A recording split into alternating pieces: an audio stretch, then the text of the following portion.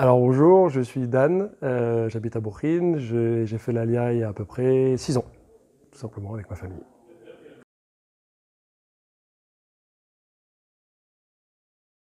Ce qui est important pour moi, c'est de transmettre aux enfants. On a des minagim, on a des habitudes et de bien les comprendre et pour pouvoir les appliquer et puis transmettre à nos enfants le bon chemin à suivre.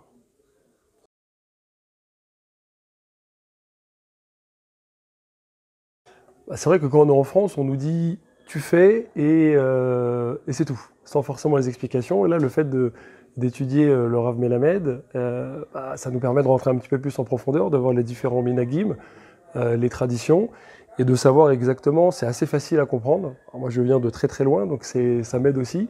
C'est très facile à comprendre et ça permet d'avoir une réponse assez rapide. C'est bien chapitré. Moi, j'aime bien parce que tout de suite, on trouve le bon sujet très rapidement. Alors, il y a l'Acha sur Shabbat, ce qu'on étudie en ce moment depuis à peu près 2 ans.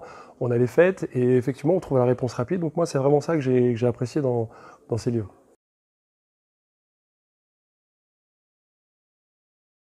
En fait, c'est simple parce que c'est accessible, c'est facile à trouver la réponse aux questions. Limite, c'est un peu comme Google, mais dans le livre, quoi. C'est-à-dire que tu as la réponse tout de suite. Et puis, mais c'est profond parce que il n'y a pas simplement t'es tunisien, tu vas faire ça. Il y a toutes les possibilités, tous les minagim. Tu vas choisir ce qui te correspond le plus. Et il n'y a pas de jugement. C'est pas c'est bien, c'est pas bien, c'est bien. C'est voilà ce qu'on peut faire. Et tu vas choisir directement la réponse. Et franchement, c'est pour ça que j'ai apprécié. Voilà, et pour ça qu'on continue à étudier. Super.